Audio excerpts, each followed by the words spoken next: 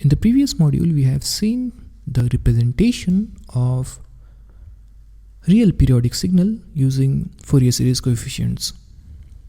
Let us write the expression of Fourier series once again. So we have any periodic signal xp of t being represented as a linear combination of harmonically related complex exponentials that are jk omega naught t, where this k is running from minus infinite to infinite. Now the question remains that if we want to decompose any periodic signal, we'll be requiring these coefficients ak. And the question remains, how should we find this ak? Because if you want, let's suppose if we are asking ourselves a question that, let's say a periodic signal is given to us, what are the components present in that periodic signal? We need to know what are the ak is going to be. So the question remains, how to determine this ak?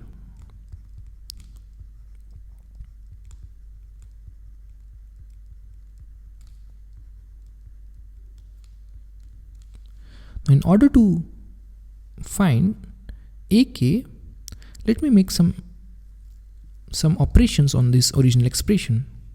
So what I'm doing here is to multiply both of these sides with a similar kind of complex exponential here. Just because I need to obtain this ak, I must get rid of this complex exponential here, and in order to do that, I'll multiply both of the sides of this expression with the help of an exponential, a complex exponential with a complex conjugation there, so that the terms will somehow get cancelled, and if we integrate both of the sides, hopefully we should be able to obtain this ak. What I mean to say here is, to this original expression, I'm multiplying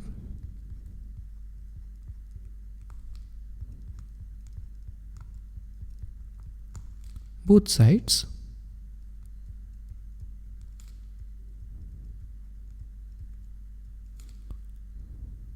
with this term e to the power minus j. Instead of k, I'll take another integer, let's say n, omega naught t. Why I've done this? Because I need to get rid of this complex exponential here. So I've multiplied both of the sides with a complex conjugation of the complex exponential, and after that I'll also integrate both sides. So multiplying both of the sides with e to the power j n omega naught t and integrating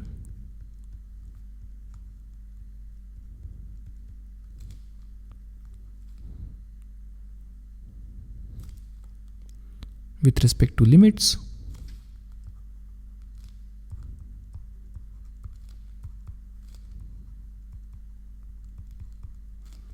from 0 to t. Let's see what we get here. So what I've done here is to multiply both of the sides of this expression by e to the power minus j and omega naught t, and I have further integrated the resultant expression in a period, within a period.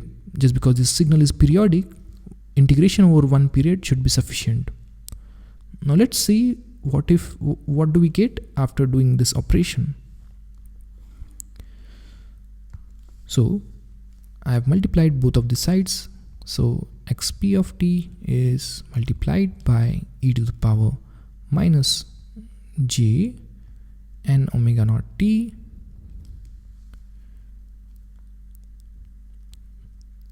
that is going to equals to summation k running from minus infinite to infinite ak, and if I multiply this expression by this term, we are going to get here j times k minus n omega naught t. Now further we need to integrate both sides within the time span of t. So we have the integration on both the sides within the limits 0 to t. So I'll integrate both the sides within the limits 0 to t. Now here, as this is summation here, we can take this integration inside this summation.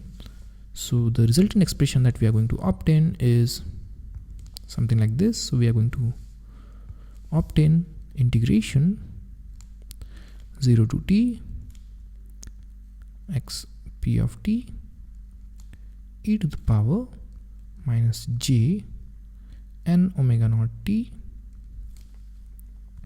equals to summation k from minus infinite to infinite integration 0 to t ak e to the power j. Now I can take this ak also common, so I can keep it here, e to the power j k minus n omega naught t dt. Just because this is an integration, we should have this dt term there. And now let's try to simplify this expression that we have obtained here. Now for that, let's look at this term here, this term.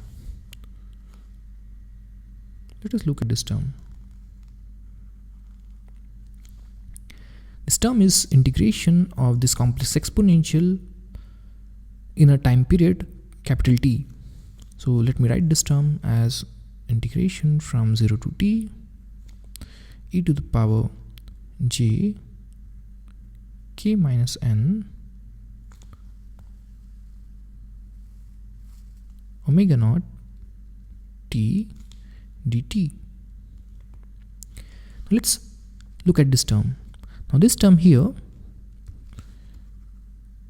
it depends on what are the values of k and n. Now this k and n are both integers. They may be equal, they may not. So what if this k and n are equal?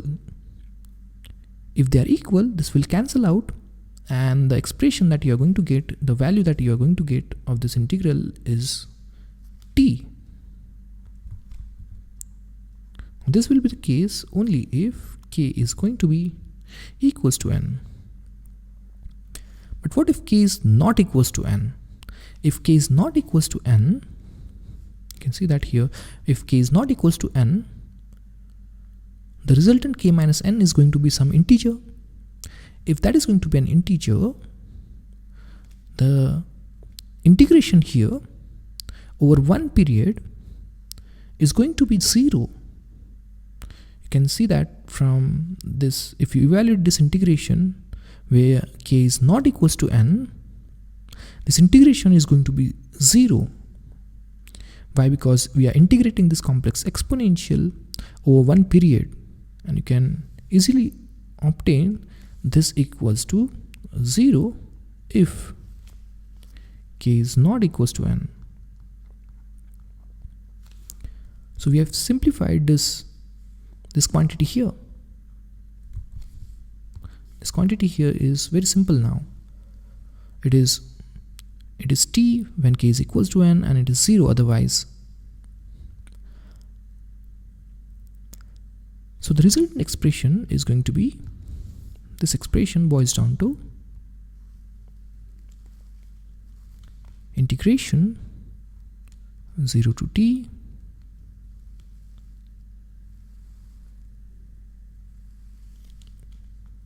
I've missed this xp of t here, so it is going to give xp of t multiplied by e to the power minus j k omega naught t dt equals to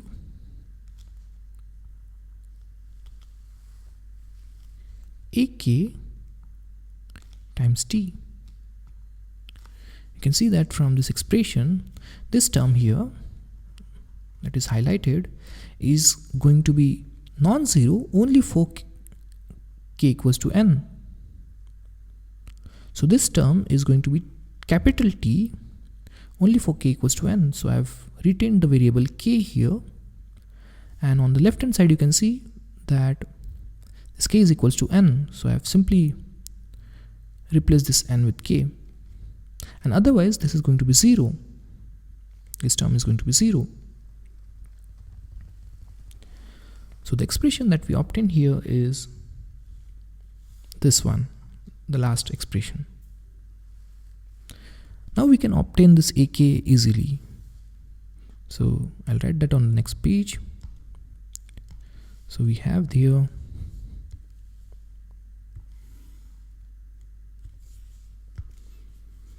you can see that from here this ak can be obtained by simply taking this capital T to the other side of this expression. So we obtain ak equals to 1 by capital T integration 0 to capital T xp of t e to the power minus j k omega naught t dt. So this is the required expression for ak. Now we got the answer for our question. Our question was how to obtain this ak, and as we can go through the steps, what we have done here is to multiply both of the sides with the complex conjugate of this exponential, and we have integrated the resultant expression within a period of capital T. If we do that and solve, we see that we can easily obtain this ak, and the resultant expression of this ak is 1 upon capital T 0 to t xp of t e to the power minus jk omega naught t dt. So we got a precise expression for calculating ak, or the Fourier coefficients. Now if we observe this expression, we see that this capital T is nothing but the period, the fundamental period of the periodic signal that we are going to represent. Now this integration limits are within this fundamental period, that is capital T. So in general, this integration could be over any period. So this integration could be from minus t by 2 to t by 2, or from 0 to t, it doesn't matter. This integration in a sense must be over a period, that's it. So in general, this ak is equals to 1 upon capital T integration over a period. So this period interval doesn't matter. Just because xp of t is periodic, this period doesn't matter. You can take from 0 to t, you can take from minus t by 2 to t by 2, and so on.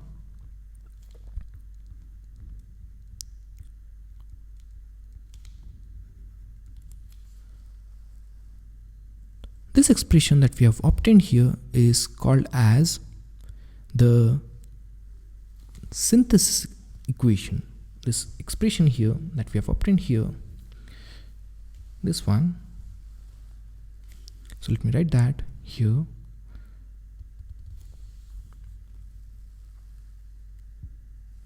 This expression. So let me write the complete Fourier series expression once again. So we have this Fourier series expression as xp of t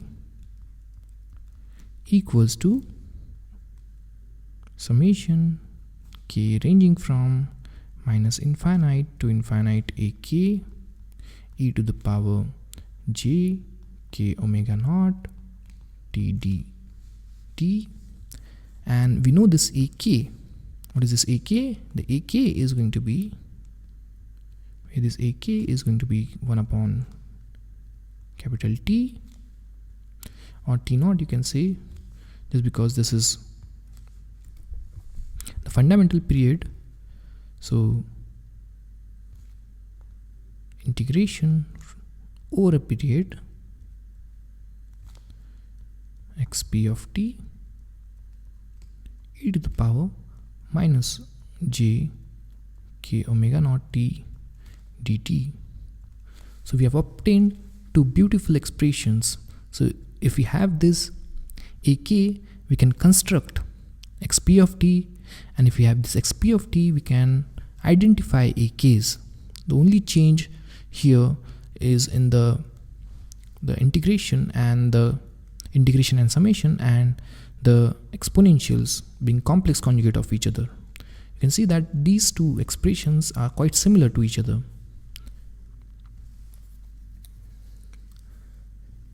Now this equation here, the first equation, is called as this expression here, the first equation, as we have obtained xp of t using this AK, this expression is called as a synthesis equation. Synthesis is something that we reconstruct xp of t from this AK. So this is called as a synthesis equation.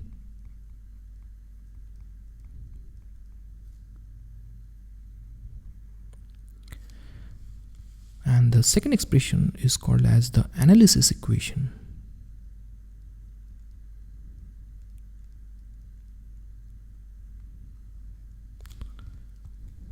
You can see that the original signal is actually reconstructed using this AKs. So in a way, we are synthesizing this xp of t. And in the next expression, we are in fact decomposing this xp of t into Fourier coefficients. So this is called as an analysis equation. These two equations together are called as Fourier series pair.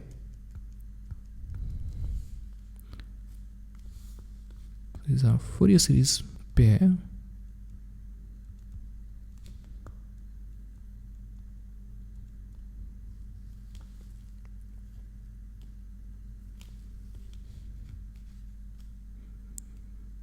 For continuous time periodic signals.